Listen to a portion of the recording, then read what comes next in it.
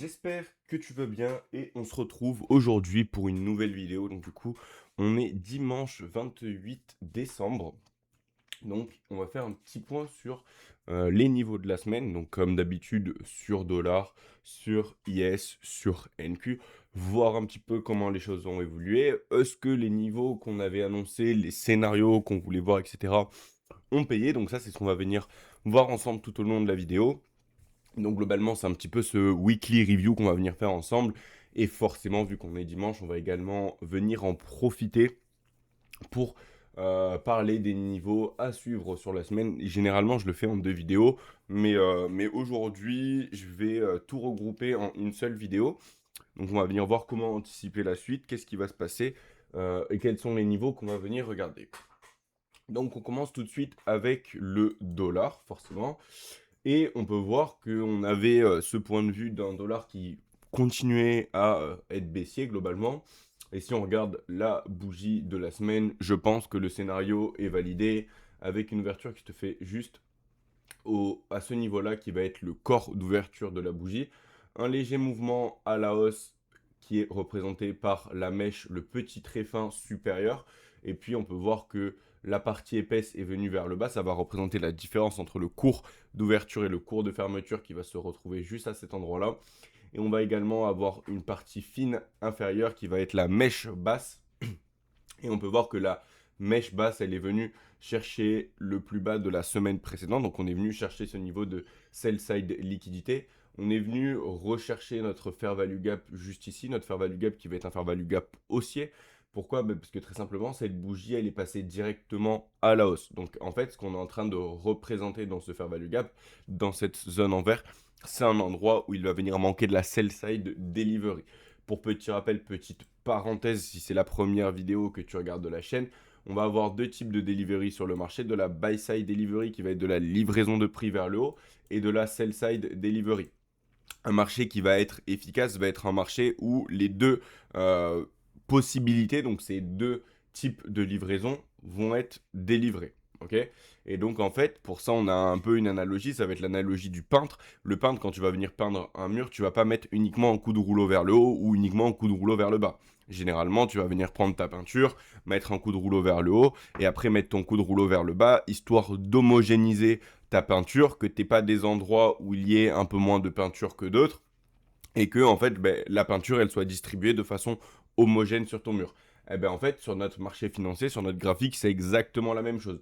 Lorsque tu vas avoir ce genre de signature-là, donc la signature Fair Value Gap, ça va être le fait que cette bougie, le plus haut ne vient pas toucher le plus bas de cette bougie. Ici, on a un petit cas particulier, on en a parlé dans les market reviews. Donc, ce que je t'invite à faire, c'est de venir regarder les market reviews précédents, histoire de comprendre pourquoi on a ce petit cas particulier. L'idée, c'est que je ne peux pas réingurgiter tout le temps les mêmes informations. Donc là, je fais un petit récapitulatif. Mais quand tu vois que le plus haut de cette bougie ne touche pas le plus bas de cette bougie, et dans notre cas, notre cours d'ouverture, car c'est deux concepts qui viennent dire la même chose, tu vas avoir ce qu'on appelle un fair value gap haussier. Parce que le marché, à cet endroit-là, il a délivré uniquement à la hausse. On a eu uniquement de la buy-side delivery. Donc, ce qu'on va venir représenter, c'est un niveau où la sell-side delivery est absent. Ok. Donc là, ce qu'on a identifié, c'est un endroit sur notre mur où le peintre a uniquement mis un coup de rouleau vers le haut. Donc forcément, tu comprends que le marché est déséquilibré. Il va venir manquer quelque chose à cet endroit-là. Et ce qui va venir manquer, ça va être de la sell-side delivery. Donc, dans ces fair value gap, comment est-ce que tu vas venir les traiter? Tu vas venir les traiter en les séparant en quatre parties égales. Pourquoi en quatre parties égales? Parce que ça va te permettre d'évaluer si le marché est équilibré ou déséquilibré. Tu vas vouloir participer à un marché haussier quand le marché est déséquilibré à la hausse et à un marché baissier quand le marché est déséquilibré à la baisse. La grosse idée reçue vis-à-vis des fair value gap, c'est d'attendre que le prix revienne, fasse une clôture totale et après reparte à l'os. Pourquoi c'est une grosse idée reçue? Parce que très simplement, si tu attends ce scénario-là, tu vas attendre que le marché vienne rééquilibrer ton prix avant de repartir. Donc oui, il va y avoir certains moments où le prix va venir rééquilibrer un fair value gap et repartir à la hausse. Mais moi, personnellement, je vais vouloir participer si je suis haussier à un marché qui est complètement déséquilibré à la hausse. Donc en fait, comment est-ce que tu vas venir identifier cette signature-là? Hop, le micro, pardon. Donc tu vas identifier cette signature haussière, c'est lorsque le prix va revenir dans ton fair value gap et va venir échouer à chercher la partie basse sur une base de corps. Pourquoi sur une base de corps? Parce que les corps des bougies vont venir te donner les narratifs. Donc les corps, c'est ces parties épaisses juste ici. Et les mèches vont venir faire du dégât. Ok? Donc quand les corps vont venir respecter la partie haute du milieu ou échouer à venir chercher le bas, ça veut dire que tu as cette narrative haussière et ce scénario qui est toujours déséquilibré. On peut regarder que dans ce fair value gap, les premières fois qu'on est revenu, on a trouvé de la sensibilité au milieu, on a ouvert avec un petit gap sur le quart inférieur, mais globalement, j'ai pas de corps qui vient chercher la partie basse. Donc à ce moment-là, ce que j'ai comme signature, c'est quelque chose qui est haussier. Et puis après, on peut voir que le prix a augmenté à la hausse. On pourrait prendre cet exemple également avec un autre fair value gap haussier qui a été laissé. Donc comme je t'ai dit, on peut le séparer en 4 parties égales, mais tu as compris que du coup, ce qui nous intéresse énormément, ça va être la partie du milieu. Donc, est-ce que les corps respectent la partie haute, c'est-à-dire viennent dans notre fair value gap, échouent à venir clôturer plus bas que le milieu et repartent à la hausse. Donc, ce que tu vas pouvoir faire quand tu vas venir mettre un rectangle comme ça, c'est afficher le milieu et tu vas pouvoir voir qu'à ce moment-là, le prix revient chercher le milieu de ton fair value gap avant de repartir à la hausse. Donc, tu as bien ce signe d'un marché déséquilibre à la hausse, le prix qui évolue plus haut, qui vient chercher ce swing high juste ici, donc ce niveau de buy side liquidity, avant de venir break vers le bas, qui est avant de venir casser vers le bas. Donc voilà un peu globalement l'explication. Donc là pour le moment, tout ça pour dire qu'on a eu ce léger retour dans notre fair value gap, partie haute sur une base de mèche. Et donc on va venir voir maintenant en daily un petit peu plus ce qu'on a comme information. On peut voir que on a ouvert du coup juste ici. On a clôturé à cet endroit-là et globalement sur ce début de semaine, quel était notre scénario sur dollar? On avait deux possibilités. On avait une possibilité qui disait, donc ce que je vais t'inviter à faire si tu ne l'as pas vu et c'est la première fois que tu regardes la vidéo, c'est de potentiellement venir regarder les niveaux que j'annonce sur la semaine passée pour voir que c'est pas uniquement des niveaux annoncés une fois que ça s'est passé, qu'on annonce les niveaux à l'avance et qu'on donne des scénarios avec des niveaux qui vont venir invalider. Donc lorsqu'on se retrouvait à cet endroit-là, ce qu'on a dit, c'est que le marché était venu chercher et prendre ce niveau de liquidité, revenu dans notre fair value gap, donc encore la même chose que ce qu'on a vu sur le graphique semaine en vert. Là, c'est la même chose, mais pour quelque chose de baissier. On peut voir que le prix revient dans la partie basse, les corps qui clôturent en dessous du milieu. Donc dans ce cas-là, on avait deux scénarios. On avait un scénario qui était baissier dans l'idée où si on voit le prix en début de semaine commencer à repartir à la baisse et clôturer en dessous de ce fair value gap là, dans ce cas là on va avoir vraiment cette narrative baissière sur dollar dans l'idée de venir re-challenge ce plus bas et prendre la liquidité qui réside juste en dessous, où on avait également le fait que le dollar puisse continuer à la hausse, clôturer au-dessus et donc dans ce cas là utiliser ce niveau comme fair value gap inversé. On peut voir que globalement on était dans cette narrative baissière un peu plus. Pourquoi? Parce qu'on est revenu, on voit qu'on est venu au niveau du milieu, on a échoué à venir le toucher ici. Donc on a vraiment cette notion de faiblesse encore plus. Pourquoi? Parce qu'on échoue à venir toucher le milieu et on repart à la baisse. Donc scénario baissier complètement validé comme on voulait le voir. Et ce que je peux t'inviter également à venir faire, c'est de regarder le market review d'il y a 2 semaines où j'annonce les niveaux. Et quand on parle d'il y a 2 semaines de ce fair value gap, je te dis que si on revient dans ce fair value gap et qu'on respecte la partie basse, dans ce cas-là, on aura réellement cette narrative baissière. Ça, c'est quelque chose que je t'annonçais à peu près vers ces niveaux-là. Donc il y a quand même 2 semaines au début du mois de décembre et tu peux voir que le marché a payé exactement comme on le voulait. Donc maintenant, qu'est-ce qu'on va avoir? On va avoir le prix qui a break à la baisse et qui est revenu dans notre weekly volume in balance juste ici. Donc comme on l'a vu sur le niveau semaine, c'est ces deux traits bleus qu'on a intégrés dans notre fair value gap.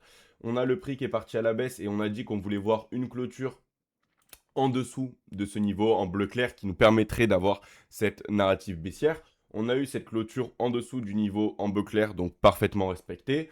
La bougie d'après qui vient encore vers le bas reprendre des niveaux de liquidité sell side, pardon. Et on peut voir que lorsqu'on a bougé à la baisse, ce qu'on a fait, c'est qu'on a laissé un fair value gap baissier. Exactement la même chose que ici. On a le peintre qui a mis uniquement un coup de rouleau vers le bas. Donc ici, on a la peinture qui n'a pas été délivrée de façon homogène. Et il va venir manquer quoi? Si tu as deux options, le buy side vers le haut et le sell side delivery vers le bas. Ici, on a dit qu'on a eu uniquement du sell side delivery. Donc qu'est-ce qui va venir manquer? Il va venir manquer du buy side delivery forcément. Donc là, ce que tu identifies, c'est un fair value gap baissier qui te permet de savoir que le marché est déséquilibré à la baisse. Et donc, qu'est-ce qu'on a dit comme narrative? Si on a une narrative baissière, si on continue de voir un dollar baissier, on peut voir, il y a de fortes chances qu'on voit le prix revenir. Ce qu'on va voir, c'est que le corps respecte notre fair value gap sur une base de corps et reparte à la baisse. Cela nous donnerait une réelle signature d'un marché déséquilibré à la baisse sur dollar et continue cette narrative baissière. Ok. Donc on va avoir également ces trois bougies juste ici qui vont être en order block. Donc quand on va avoir un order block, ce qui va nous intéresser, ça va être de regarder le milieu. Donc le milieu qui va être juste ici, le haut de ce volume in balance. Donc ce qu'on ne veut pas voir, c'est que le corps clôture au-dessus de façon significative de ce niveau. Le scénario idéal serait de venir respecter la partie basse sur une base de corps et repartir à la baisse pour un dollar qui est baissier. Okay, un dollar qui est baissier, encore une fois, on l'utilise comme baromètre, favoriserait un environnement haussier sur les index, sur les actions, etc. Ce n'est pas une science exacte, c'est juste une confirmation, une corrélation. Donc ce n'est pas parce que, imaginons, dollar continue de drive à la baisse, qu'on va venir prendre des longues directement sur les index. Il va falloir attendre d'autres confirmations. Mais si tu as ton setup et que en même temps, tu vas venir avoir ton setup long sur les index et en même temps, tu vas avoir ton dollar qui est baissier, ça va être une petite indication supplémentaire qui va venir donner de la confiance dans ton trade. Donc voilà un peu comment tu vas utiliser le dollar index. C'est pas un actif que tu vas venir activement trader. C'est pas un actif que tu vas prendre des positions en intraday, etc. C'est généralement utilisé cette notion de baromètre de confirmation. Donc comment je vois la suite sur dollar? Honnêtement, j'anticipe un mouvement aussi qui n'est pas terminé. Je vois bien le dollar essayer de pousser encore légèrement à la hausse, histoire de revenir dans cette zone-là. Donc comme on avait dit, on avait deux fair value gap. On avait celui-ci de fair value gap baissier, mais on avait également celui-ci qui va être délimité par le haut de cette bougie, donc qui va être la mèche supérieure, le plus haut, et le cours de clôture de cette bougie. Ok. Donc là, on va avoir un deuxième fair value gap, mais il faut savoir que quand tu vas avoir ce genre de scénario, c'est-à-dire un premier fair value gap laissé, puis un deuxième, tu peux rentrer en position sur le deuxième fair value gap, c'est-à-dire celui-ci. Donc dans notre cas, on ne prendrait pas des positions, mais ce que tu peux dire, c'est que à partir de ce moment-là, le fair value gap peut être respecté et partir pousser le prix à la baisse. Donc pour imager, ça va être juste ici. On peut voir que le prix est revenu chercher le milieu avant de pousser à la baisse. Donc oui, on peut comprendre cette narrative-là, mais personnellement, moi, quand il y a deux fair value gap à la suite comme ça, ce que je vais anticiper, c'est un retour dans le premier. Pourquoi également je vais anticiper un peu plus un retour dans le premier? Parce que si je regarde la dernière impulsion qui va être de ce sommet à ce plus bas, on peut voir que globalement, le deuxième fair value gap va se situer dans une partie discount, c'est-à-dire dans une partie peu chère. Et généralement, quand tu vas avoir un mouvement comme ça qui est venu chercher un niveau de liquidité sell side, que ce qu'on commence à voir, c'est des premiers prémices du retracement. Ce que j'aime bien voir avec le retracement, c'est qu'ils viennent au moins chercher une partie d'équilibrium. L'équilibrium va être très simplement le milieu de ta dernière impulsion.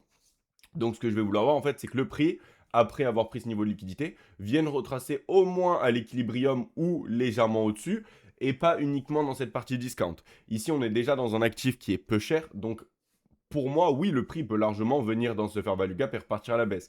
Mais pour moi, j'envisage qu'on ait un retracement un peu plus prolongé, histoire de au moins venir chercher notre équilibrium et peut-être aller légèrement au-dessus dans une notion de premium. Si on respecte notre fair value gap, la partie basse est encore beaucoup plus baissier, avant de pourquoi pas continuer de drive vers le bas et de pourquoi pas explorer et venir chercher ce niveau de sell side liquidité qui va être le 97 749. Donc au niveau du dollar, voilà la narrative et voilà les niveaux à regarder. Donc j'anticipe un retracement un peu plus profond et à voir comment le prix va réagir. Ce qu'on veut voir, c'est que le prix respecte cette partie basse, pousse à la baisse. On a cet order block. On ne veut pas avoir de grosses clôtures significatives au-dessus de ce volume in balance. À noter qu'on a ce fair value gap et juste au-dessus de ce volume in balance. Donc on va autoriser un petit peu cet écart à aller au-dessus. Mais si on n'a pas d'écart, qu'on respecte la partie basse, les corps stop ici pile poil et on repart à la baisse, c'est un scénario parfait. Ce serait un scénario idéal. Donc encore une fois, on peut avoir quelques petits écarts des fois. On va juste venir jeter un œil au hourly pour comprendre pourquoi est-ce que du coup j'anticipe également ce petit retracement supplémentaire. Donc du coup, juste on va venir tracer notre dernière impulsion, histoire qu'on voit un peu mieux ce que ça donne. En fait, très simplement, voilà, donc on a notre dernière impulsion. On peut voir que le prix a stoppé parfaitement sur notre volume in balance avant d'avoir cette pulsion. On peut voir comment nos niveaux daily sont très très bien respectés. On vient toucher, on vient avoir de la sensibilité. Pareil ici, on vient respecter consolidation avant de break. En tout cas, voilà, donc nos niveaux sont parfaitement respectés encore une fois. Donc on vient chercher notre mèche, on vient break volume in balance, on revient à la hausse, on revient break à la baisse. Et on peut voir qu'ici, c'est passé quelque chose. On a cette consolidation. Et on peut voir que globalement, précédemment, les niveaux étaient utilisés comme notion de premium, c'est-à-dire qu'on trouvait de la sensibilité résistance avant de pousser à la baisse. Et il s'est passé quelque chose, on est venu à la baisse, et ici on peut voir que ce quart de notre weekly fair value gap commence à supporter le prix.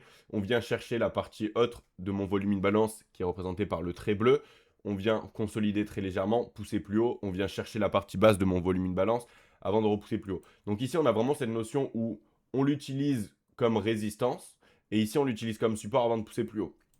On peut voir qu'on a laissé un swing high. Donc, c'est le fait que cette bougie-là est plus haute que cette bougie-là et cette bougie-là. Donc, on a cette mèche qui est le plus haut, donc un swing high. Et on a également un swing high ici. Ce swing high est plus haut que ce swing high. Donc, on va avoir un niveau de liquidité haute probabilité avec de la buy side qui va venir y résider. Donc, en gros, c'est pour ça que j'anticipe également que le mouvement sur dollar haussier n'est pas terminé, ce retracement. Donc pourquoi pas voir le prix venir chercher ce niveau de buy side. On va avoir ce gap complètement ouvert qui est un réel liquidity void. Attention à ne pas comprendre liquidity void et la fausse compréhension des liquidity void. Un liquidity void va être un endroit où il n'y a réellement aucun échange. Et donc là, on peut voir qu'on n'a ni mèche, ni bougie, ni quoi que ce soit. C'est vide. Donc on a un réel liquidity void à cet endroit. Donc le prix peut largement venir chercher ce niveau de buy side liquidité, réintégrer notre daily fair value gap baissier qui va être juste ici, repricer ce liquidity void et voir comment on va venir réagir dans cette partie basse. Mais voilà pourquoi est-ce que j'anticipe que le mouvement baissier n'est pas terminé et pourquoi est-ce qu'on peut avoir potentiellement ce mouvement aussi en début de semaine qui potentiellement biaiserait un petit peu des traders à penser que le dollar commence à trouver cette hausse-là et revenir ici, prendre la buy side, potentiellement montrer des signes baissiers avec ces changements de structure, etc. pour venir révoluer à la baisse et venir re-challenge des niveaux de liquidité plus bas. Voilà comment est-ce que je vois la chose sur dollar. Encore une fois, on fera un petit point chaque jour sur nos market reviews pour voir comment ça se passe. Mais dans un premier temps, ce niveau de buy side liquidity peut être un niveau très intéressant à venir chercher pour par la suite, pourquoi pas, avoir une continuation vers le bas. Voilà globalement ce que je regarde sur Dixie. On va venir passer maintenant aux index. Donc on commence dans un premier temps avec le S&P 500, donc yes, qu'on va utiliser. Globalement, je ne vais pas venir le trade activement. Encore une fois, j'utilise beaucoup plus comme baromètre. Pourquoi? Pour venir juger si les narratifs des index sont bonnes. Pourquoi? Parce que très simplement, on va avoir le Dow Jones qui va être composé de 30 actifs, donc beaucoup plus volatile. Il suffit qu'il y ait une action qui est une bonne ou mauvaise nouvelle pour créer des mouvements assez volatiles. Et on a le NQ qui va être composé de 100 actions, donc beaucoup moins de volatilité vis-à-vis d'une seule action. Mais encore, ça reste moins que les 500 actions composées du S&P qui va vraiment, pour avoir un mouvement, nécessiter cet accord global sur toute cette narrative, que toutes les actions aillent plus ou moins dans le même sens pour créer du mouvement. Donc du coup, S&P, on était globalement en train d'annoncer des prix plus hauts depuis quelques temps sur S&P, donc ça fait 2 semaines qu'on annonce des prix plus hauts. On était à ces endroits-là et on annonçait un premier retracement, donc de base sur NQ. Mais du coup, forcément, si on l'annonce sur NQ et qu'on voit ce retracement, on veut globalement voir plus ou moins la même chose sur IS. On voit que le retracement est venu toucher notre niveau, reparti à la hausse. Et donc, sur ce chemin haussier qu'on voulait voir, cette narrative haussière, on peut voir que globalement, on ne peut pas dire qu'on n'était pas haussier sur ce mouvement. On a vraiment le fait d'avoir des prix plus hauts tout le long, jusqu'à arriver à prendre ce niveau de buy side liquidité juste ici. Est-ce qu'on avait annoncé des ATH? Encore une fois, non, on n'avait pas annoncé d'ATH. Pourquoi? Pour la simple et unique raison que pour moi, on n'est pas dans un environnement favorable aux ATH vis-à-vis de la temporalité, vis-à-vis du mois de décembre.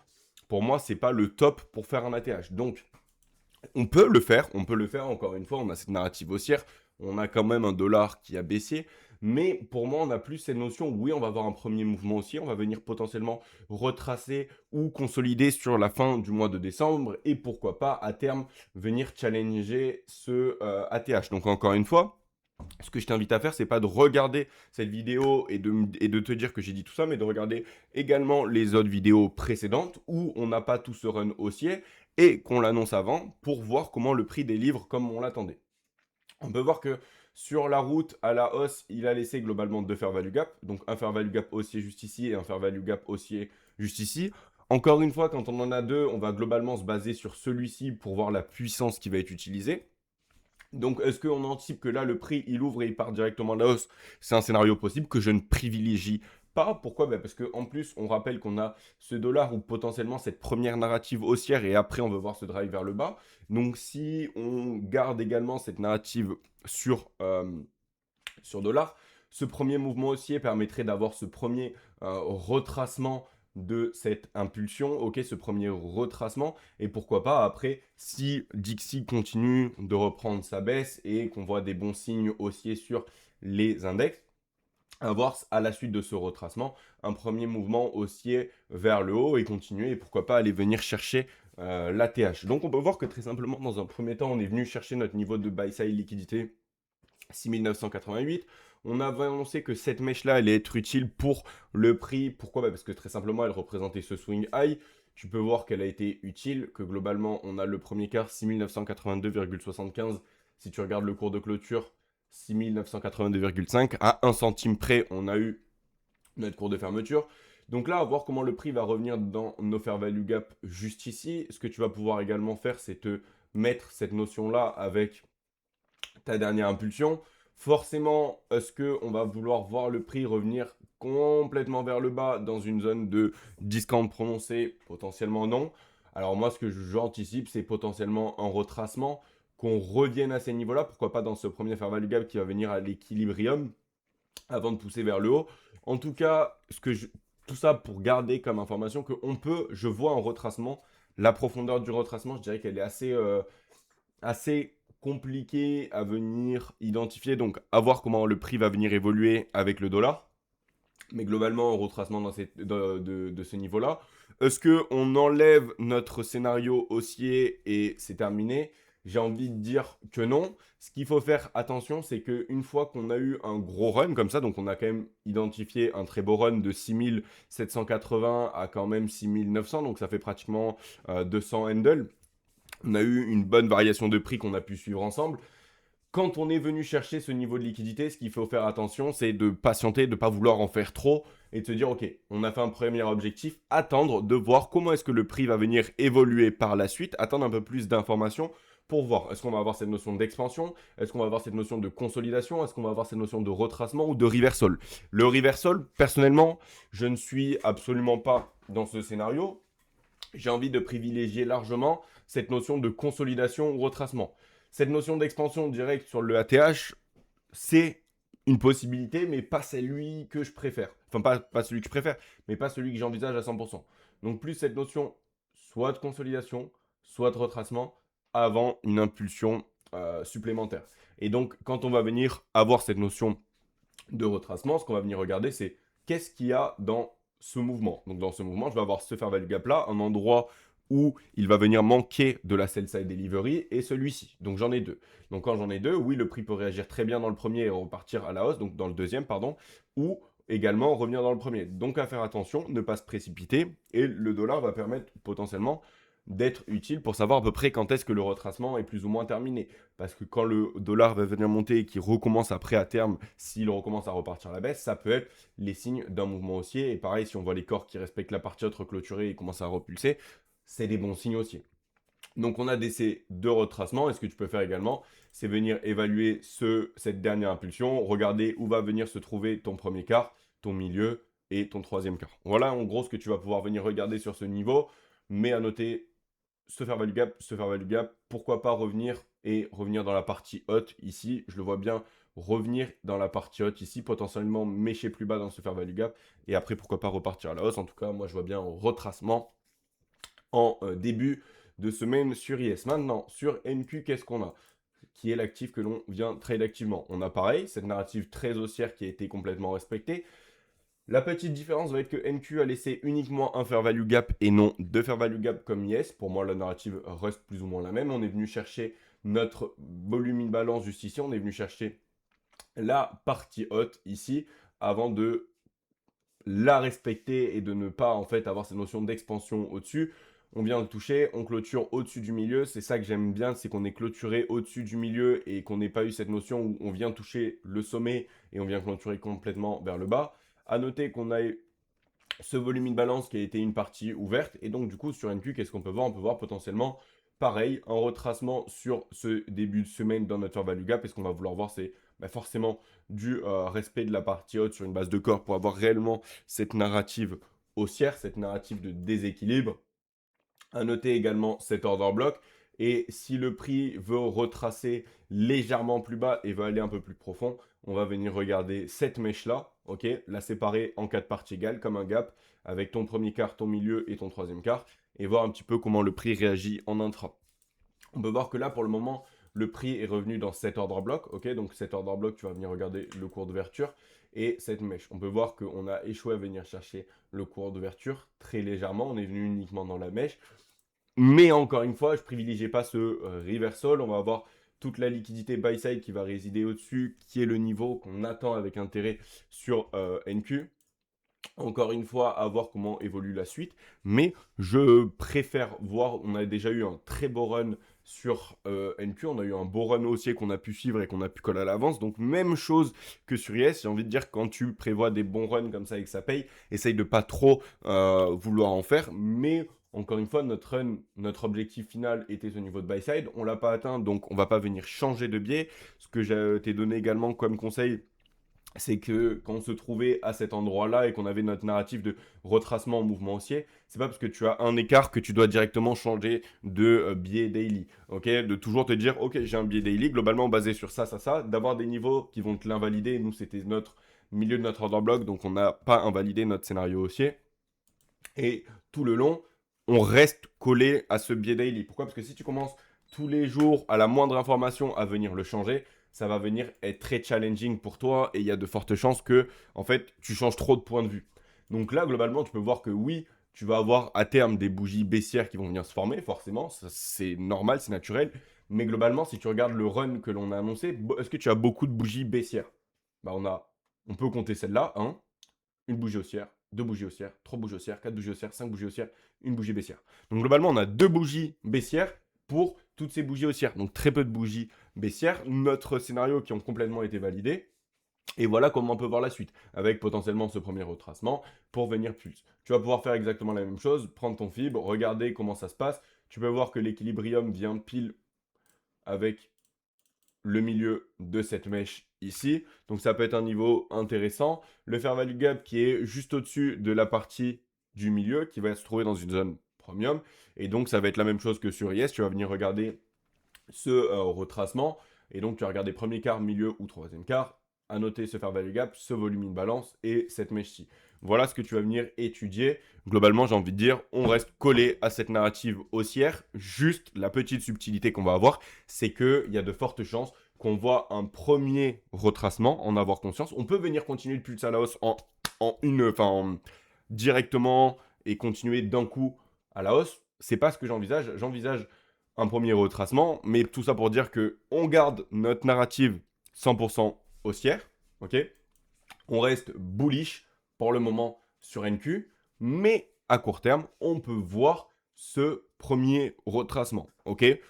Moi, j'envisage potentiellement ce retracement début de semaine et pourquoi pas après avoir cette impulsion qui continue. Si Dixie nous fait ce retour ici dans cette partie-là, vient de chercher ce buy side et après continue vers le bas, ce serait un scénario qui est très intéressant, ok? Donc voilà globalement ce qu'on a vu sur NQ. Maintenant, ce qu'on va venir voir, c'est, on va aller sur ce graphique-là. Je vais venir juste prendre ça. Ce que je vais venir t'inviter maintenant à venir regarder, c'est regarder la vidéo, la dernière vidéo que j'avais sortie sur ma chaîne. Donc ça va pas forcément être celle-là, mais celle d'avant, où on parle de, globalement c'était à la période de Noël. Et je te donne un scénario sur la journée de vendredi. Je te dis très simplement, on a la journée, on a la semaine qui a été très haussière. Donc on peut voir que sur la semaine, on commence lundi, mardi, mercredi, et donc on a la journée de vendredi, puisque globalement c'était fermé la journée de jeudi. Mais tout ça pour dire que lorsqu'on clôture mercredi, on clôture pratiquement au plus haut de la semaine. Et donc le scénario que je te donne, ce que je t'invite à voir pour que tu vois que c'est pas uniquement du après coup, que c'est annoncé à l'avance et que le prix le respecte, bizarrement, parce que c'est algorithmique. Et donc, qu'est-ce qui est annoncé? Je t'ai dit que si on a une ouverture et que sur la journée de vendredi, ou sur la journée de forcément, parce qu'on va ouvrir jeudi soir heure US, on va ouvrir à 18h le marché. Mais donc si on ouvre le jeudi soir à 18h et qu'on part à la hausse et qu'on continue à évoluer plus haut, il y a de fortes chances que sur la journée de vendredi, on commence à voir un retracement. Pourquoi qu'on commence à voir un retracement? Parce que très simplement, quand tu vas sur ton weekly, donc ici, c'est très rare que tu vois des bougies qui clôturent au plus haut ou de clôturer au plus bas. Tu vas généralement avoir la création de mèches. Donc en fait, la création de mèches, c'est un scénario que l'on peut prévoir, c'est ce qu'on appelle le scénario TGIF.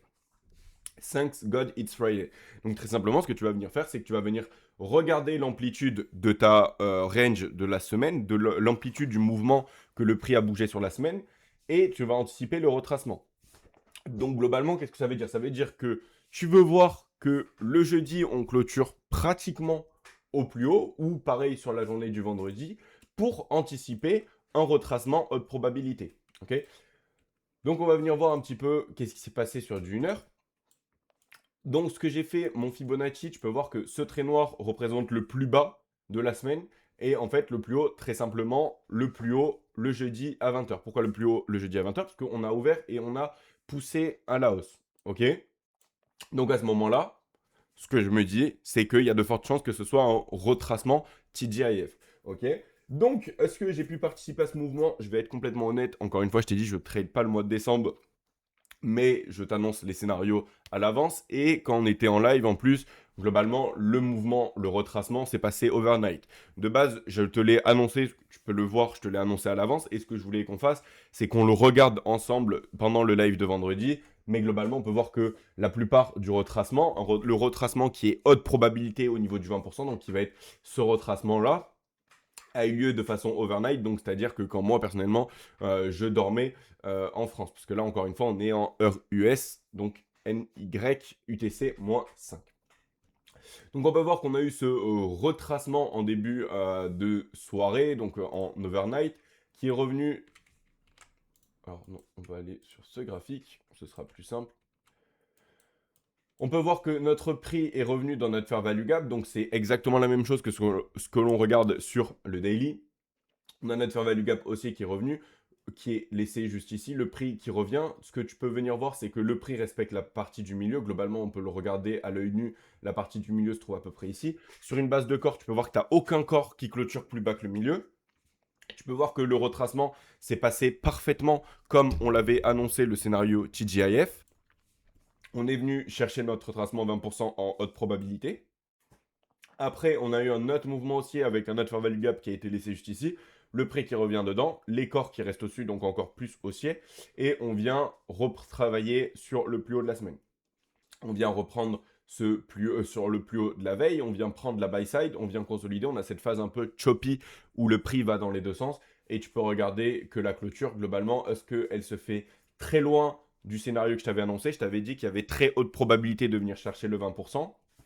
Et comme je t'ai dit, le scénario TGIF, ça va être 20 à 30% sur le retracement. D'accord? Et ce que tu peux voir, c'est que globalement, on a eu notre retracement de 20% et de 30%, on ne l'a pas eu. Donc ce que je t'ai annoncé en live sur les personnes qui globalement, potentiellement, après l'annonce du scénario, allaient chercher le retracement de 30%, ce que je t'ai dit, c'est si tu es short depuis ce mouvement-là, quand tu arrives au 20%, commence à prendre de l'argent. Commence à venir prendre des profits, soit mettre ton stop loss au break-even, mais ce que je conseille pas, parce que tu peux potentiellement finir avec un trade profitable qui finit à zéro, et c'est assez frustrant, on le sait très bien. Donc ce que je conseille forcément, c'est de venir prendre du profit, potentiellement laisser un runner pour aller chercher le 30%, mais au moins quand tu arrives au 20%, viens prendre de l'argent. Pourquoi? Parce que le scénario très haute probabilité, c'est quand tu arrives au 20%. Et tu peux voir que si globalement tu n'avais pas pris de profit, il y a de fortes chances que tu te sois fait stopper par le mouvement haussier à l'opening bell. Opening bell, on vient chercher ce plus haut. Globalement, on voit que c'est uniquement sur une base de mèche que ça vient uniquement faire du dégât. Donc, vu qu'on n'est que sur une base de mèche sur le 1 heure, c'est pour ça que je garde le repère sur mon plus haut de la journée de jeudi pour ma range weekly. Et tu peux voir que globalement, est-ce que tu penses que c'est un hasard que le prix clôture pratiquement pile poil à notre niveau? On a une handle et 25, c'est-à-dire que notre niveau il est à 22 854,75, on est à 25 856. Donc on a 5 ticks d'écart par rapport à la clôture. Ok, c'est très très très peu. Et si tu me dis que c'est pas précis, je ne peux pas faire mieux. Enfin, si je peux faire mieux, dans l'idée où on peut avoir des clôtures qui se font, mais globalement, tu n'auras pas de support résistance qui vont te donner ça.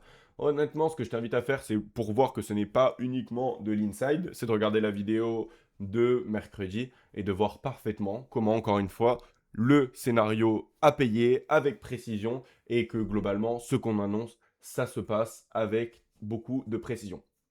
Donc voilà ce qu'on a sur notre scénario TGIF en début de qu'on a eu en fin de semaine. Et tout ça pour voir également, on peut voir, je voulais qu'on jette vite fait un œil ici, donc là on a pas mal de choses sur le graphique, ça on n'en a pas du tout besoin. On peut voir un peu sur les bases de corps comment le prix vient chercher notre daily volume in balance ici, trouve de la précision, stop parfaitement. Et pareil quand tu viens dans ton heure, dans ton fair value gap haussier heure, donc hourly, tu peux voir comment le prix part à la baisse, respecte pile juste ici avant de partir à la hausse et consolider. Regarde comment les corps s'arrêtent pile au-dessus de ton 20%. Est-ce que tu penses que c'est un hasard le respect que tu viens trouver au 20% de notre TGIF de ta range weekly? On peut regarder le plus bas de cette mèche, de cette bougie, qui va être 25 854,5. Un tick d'écart avec ici. Les corps, regarde comment ils respectent la partie haute. Regarde cette notion de précision qu'on arrive à trouver sur notre TGIF, le 20% retracement. Et si tu n'avais pas tracé ce niveau, ça aurait été quelque chose que forcément tu n'aurais pas vu. Regarde la première fois qu'on vient chercher ce niveau, on clôture juste en dessous, poum, avant d'avoir une première impulsion. La précision qu'on vient de trouver. On part vers le bas, ok, on repulse à la hausse. Regarde comment, une fois qu'on a clôturé, on vient s'appuyer pile poil dessus avant de repartir. Bam, les corps respectent. On vient chercher ici avec précision. Voilà la notion de précision qu'on va avoir sur notre TGIF. Scénario très très propre qui a été respecté. Encore une fois de plus, nos niveaux parfaitement respectés. Donc voilà comment on va voir un petit peu les choses par la suite. Donc niveau premier potentiellement retracement. On reste bullish encore une fois, on reste bullish. Notre niveau qui nous intéresse fortement, fortement pour le moment, c'est ce niveau de buy-side liquidité qui n'a toujours pas été atteint, qui pour moi, il n'y a rien qui pour le moment l'invalide, qui nous dit qu'on va avoir un reversal. Donc on reste bullish sur ce scénario. S'il y a des choses qui viennent l'invalider, c'est pas grave. Il faut savoir que potentiellement, on va avoir une journée sur la semaine prochaine avec un mouvement baissier un peu plus violent que ce que l'on attendait. Mais il faut en avoir conscience. Déjà, là, par exemple, si tu étais haussier, tu as tout ça où tu viens faire de l'argent. Il y a de fortes chances. Pourquoi? Parce que si tu es haussier, on voit qu'on a quand même de la belle expansion vers le haut. Et si par exemple tu as une journée qui est baissière et que tu attendais un mouvement haussier, c'est juste une journée où potentiellement tu ne trades pas, où tu vas avoir une perte. Les pertes vont faire partie du jeu en trading. Mais encore une fois, ce qu'on anticipe, c'est potentiellement retracement début de semaine ou alors un petit retracement avant de repartir à l'os, retravailler sur ce buy side.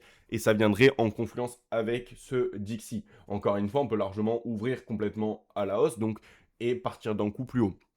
À voir comment va être l'ouverture de la semaine quand on va ouvrir dimanche soir. Encore une fois, URUS à 18h. Moi, je vois bien ce premier retracement avant de, pourquoi pas, pulse vers le haut et qui viendra en confluence avec le Dixie, etc. Voilà comment je vois la chose. On garde cette perspective plus ou moins long terme haussier, mais potentiellement ce retracement sur la journée de lundi ou mardi qui suit sur un run sur la buy side. Donc à voir comment les choses vont venir se passer. Tout ça pour dire qu'on garde notre narrative haussière globalement. Premier retracement, Dixie pareil, premier retracement haussier avant d'une première continuation baissière. Nos niveaux de la semaine ont été très bien respectés. Le prix a délivré très bien par rapport à ce qu'on attendait. Donc, ce que je t'invite à faire, c'est de mettre un petit commentaire si ça a permis de t'aider dans tes analyses. Si pareil, tu veux que j'analyse d'autres actifs que tu regardes et que je ne fais pas ici, ce serait avec plaisir. Et au cas où, petit rappel, on se retrouve si tu as la possibilité en live demain matin. Donc je pense que je vais commencer le live dans les alentours de 10h ou 9h30 heure française, forcément sur TikTok. Et pour rappel, au niveau du contenu que je propose, tu vas avoir en live tous les matins, le lundi, pas tous les matins, tous les lundis matins et tous les vendredis matins. Tu vas avoir une market review chaque jour sur YouTube. Tu as mon groupe Discord qui est 100% gratuit où on peut venir discuter, où je te partage quelques analyses en direct tout le long de la journée, etc. Et si tu veux pousser un petit peu plus loin ton apprentissage et que tu souhaites en apprendre un peu plus, tu as également le lien de mon Udemy dans ma bio qui te permettra d'accéder à forcément des formations en ligne. Certaines sont gratuites, d'autres forcément un peu payantes. Et sinon, tu as également mon site internet pour du coaching privé si c'est ça qui t'intéresse. Donc voilà un petit peu globalement tout le contenu que tu vas avoir. Si ces analyses-là te plaisent, si tu as d'autres recommandations vis-à-vis de ces weekly reviews, etc., je les écoute avec plaisir parce que le but forcément c'est qu'elles puissent t'apporter quelque chose. Donc si tu veux qu'on rentre un peu plus, pareil comme on en avait parlé, dans l'intraday, donc dans le 5 minutes, le 15 minutes, regarder des scénarios, je le fais de temps en temps, mais si c'est quelque chose qui te plaît, n'hésite pas à me le dire en commentaire. Sur ce, je te souhaite une très bonne journée. Encore une fois, prends soin de toi, prends soin de tes proches durant ces fêtes, mais pas que pendant ces fêtes forcément. Et je te dis à lundi, et en tout cas, passe encore une fois de bonnes fêtes. À plus.